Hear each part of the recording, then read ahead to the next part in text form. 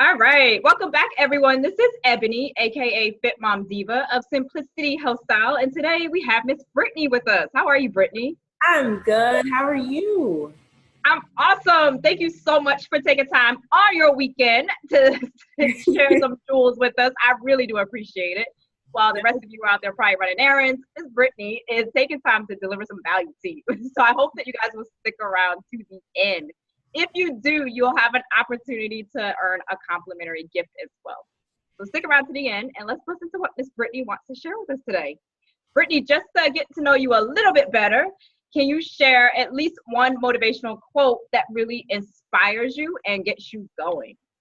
So it's not just a quote, it is a Bible verse because I've been diving way deeper into my faith this year and last year. It all started last year, and I wanted to touch on the Bible verse that says, "Trust in the Lord with all your understandings and lean not." I messed it up. Trust in the Lord with all your heart and lean not onto your own understandings. In all your ways, acknowledge Him, and He will make your path straight. So I just kind of take that quote as being trust in the Lord and He will guide your path, because that has been what's getting me through all the time. Yes, and there are going to be trouble spots. We can't expect to live a life that is just smooth sailing all the time. And if we did, I think that at times it could be very boring. So sometimes throwing those challenges into the mix kind of creates more of an adventure for life, I believe. Mm-hmm. Can you talk about a time, though, because sometimes it can be extremely overwhelming. Can you talk about a time when you didn't necessarily see the light at the end of the tunnel and you had to overcome some obstacles and some external circumstances that you weren't expecting, but at the end of the day, you were able to see that goal or that dream to fruition? So for me, I've always been that student that excels, and I've been like, oh, she's so smart, and everybody's like, oh yeah, she's, and just telling me how great I am, and it's just pumping my head up. I'm like, oh, this is awesome. Get to college, and then it just kind of knocks me right on down, because it is a lot harder than you would imagine.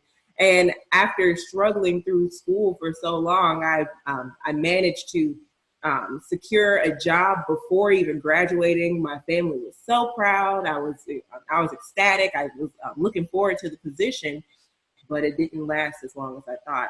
I thought it was going to be something that was going to be my full career. I was going to continue to grow with that company, but it ended abruptly, and I was out of work, like just right out after college. And I was sitting there thinking, okay, I am young, without a job. What am I going to do? I didn't really know exactly how to go about finding another job. Like, I know when we were in school, we had resources like going to the career fairs and everything. But I'm like, all right, I'm sitting here in Chicago in my apartment. Do I just apply online? Do I go back to school to try to go to those career fairs? I did a mixture of both, and it was a big point in time where I really didn't know where it was all going to go. I was feeling very upset all the time because I was mad at myself for not even having a job. And then you want to not place blame on yourself all the time. You want to place blame on other people. Like, well, if that person didn't do this, then it would have all worked out. No, you have to just kind of like absorb those feelings and take a new understanding of what it is. And that's when I dived deeper into my faith. And I joined New Life Covenant Southeast, which is here in Chicago. Absolutely love it. Pastor John Hanna.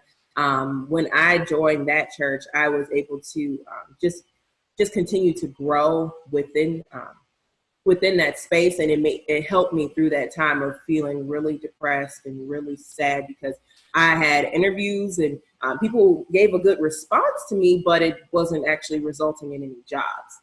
And I'm like, all right, it's been 2 months, it's been 3 months, it's been 4 months.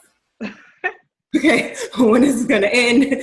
What is happening? Sitting in my, like, I just really wanted to sit in the corner of my room and just cry. And sometimes I kind of did, because it was a really pressuring time for me. And I was so certain about one job that I thought I was going to get. They had me at the company for a full day, interviewing with multiple people. I got great responses. And then it was 4 weeks and I still hadn't heard anything. And I kept calling people and trying to understand what was going on. Like, I had this full day with you guys. Where is this leading to? And I ended up not getting that. And that knocked me back a few pegs. I really had to like reset my mind and figure out, okay, how do I go about doing this? Right. And a recruiter found me on LinkedIn. Okay. You wouldn't realize that social media helps so much. But he found me on LinkedIn. I had saw the job once before on Indeed, and I didn't really pay much attention to it. But when he reached out to me on LinkedIn, I'm like, oh, let me pay attention. And he called me and was like, oh, we think you'd be perfect for this role. And they were kind of creating the role around me. And they were saying, oh, she's a purple unicorn. She is because when you're in STEM, you don't really, they don't really think you have communication skills. So I have a mixture of both engineering and business development. Kind of created that for me and thought I was the perfect person for it. So just seeing that people have so much confidence in me without even knowing me, really reset everything and made me feel good. It took a while. It took 3 interviews to land that job. Wow. Yeah, because I don't know. I think they just do things over a long period of time. But in my heart, I was like, I need y'all to, speed this up a little bit. It's been a minute. I've been out of work. I need a job. But they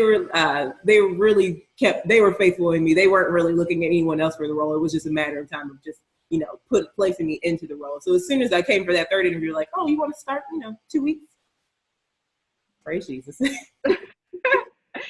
Awesome. And sometimes it's just like that. It's like, that you're fully qualified for a position and you go through the whole ringer and they decide they want to choose a different candidate for whatever the reasons are. Mm-hmm. But then finally, you only need that one yes. Finally, when you get that one yes, you can probably appreciate it a little bit more.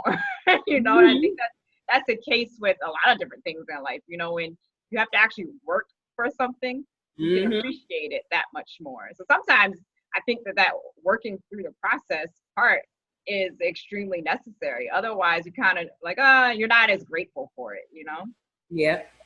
And I've realized that because I try not to forget where I was and what I have gone through, because when you're in such a good situation, you kind of take advantage of it and you forget, oh wait, I had to actually work to get here. Right. Right. Set this mindset. Don't get it confused. Don't get comfortable, basically. Don't get comfortable. Remember how hard you had to work to get to this point. And I think with that other job, I forgot how much of a struggle and how grateful I was to have that first job. And so when I just got comfortable and then like, they're lucky to have me. Right. You're like, no, we're not. You are not the only one, Brittany. Exactly. Sometimes it takes situations like that to humble you, though. And then once you're humbled, you're like, oh, okay, yeah, I needed that experience. Mm-hmm. So you're in the STEM field. You're doing a project that you promote on social media. Yes. With women in the STEM world. And for those of you that don't know what STEM is, that is science, technology, engineering, and mathematics. Can you talk a little bit about that? Because I think that's awesome. I think that there are far too few women in the STEM fields and far too many women that are still even at times discriminated against when trying to land those type of positions. So can you talk a little bit about your intention behind that and what are some things you would like to see happen?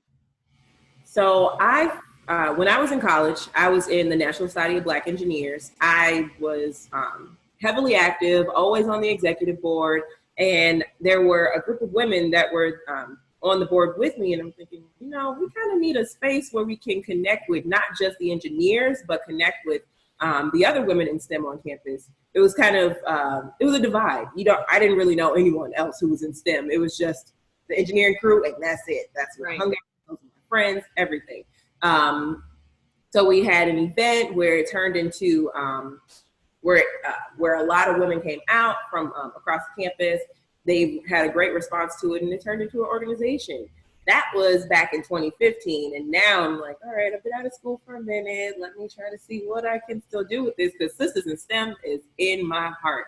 I ended up creating the website while I was out of work last year, but focusing so heavily on the job search, I didn't get a chance to really dive deep into it. So this year is my year of purpose. I have been taking it on full force, developing the website. I am not a computer software person. I am a mechanical engineer. I had to learn a little bit of CSS and a little bit of HTML to try to make the website look the way I wanted to, but it is sistersinstem.org.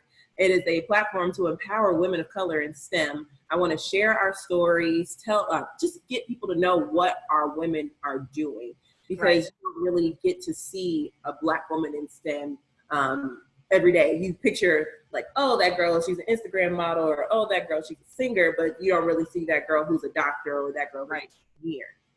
And I really want to push that image forward to create new role models, because I don't really want someone to be like, oh, who's your role model? Oh, I idolize Kylie. Like, why? What do you want? Do you know other options of what you can do? Right. There's so many things out here that besides just becoming Instagram famous, and with all of the people growing up, that's what they're seeing. That's how people are making money. They're growing their platforms and making money off of that. But if they're just making it off of just promoting brands and different things, not really giving you anything educational. I'm not in the education space where I am teaching courses and everything, but I just want to provide the resources so you can hear our stories, hear advice, know different struggles that women in STEM go through, so that way you can really connect with us and then understand more about why you should kind of consider that path. Yes, and people are not going away from social media anytime soon. So I think that's an awesome platform to be able to let people know a little bit more about what you do. And you're right, I don't see a whole lot of career development and education on Instagram. So that's a wonderful place to be able to promote it. And as I said, they're on there, and they're not going to go away from social media anytime soon. I also think that it's good for people to increase their confidence too, because the more often that you can see that women are in certain industries and that they made it through, the more likely you are to say, okay, well, Brittany looks like an everyday average person like me, so I can do it too. Why can't I do it? So I think that it's often good to help build people's confidence in knowing that they can achieve more than just being a cute Instagram model, for example, being a brand ambassador on social media, So I absolutely love what you're doing. What have you seen to be the biggest challenges, however, in the industry? So just starting out, trying to get the website off of the ground, I realized it's not as many, but there are other ones out there. But I had my name for Sisters in STEM just from the very beginning, but I noticed that someone had tried to creep up around the same time with the same name. Who is this? I asked people who were in the org back at school, I'm like, is this one of you guys? Are you guys doing this? They're like, no, we don't know anything about this. And so it kind of, it put a lot of pressure on me to try to, because I wanted to distinguish my brand from being different from what else the other person was doing. Luckily, we have come to a point where that person realized that my brand was growing and that they've pushed into a different direction. That was one of the first challenges. And then also trying to make sure that people know about the platform, because you may hear about different things, but it's all about spreading the word. And when others know about it, then we can continue to grow and put out even greater things for everyone. So I just want to connect with as many people as I can. That's part of my job at work, where I'm doing business development and connecting with potential clients. I like to take on the skills that I have there and trying to just connect with women in real life. Right. And just showing you like, yes, we are the real ladies here behind Sisters in STEM. I love that. And one of the things that you mentioned was the fact that, you're trying to grow a brand and distinguish yourself from someone else that appeared to be doing something very similar. And I think that sometimes that can kind of distract certain people from actually continuing on with whatever their dream or their goal is, because they feel like, oh, it's already a saturated market. Why would they need another of me to do the same thing? But what they don't realize is that they can put a little spin on it that's unique to themselves. And on top of that, there are billions of people on this earth.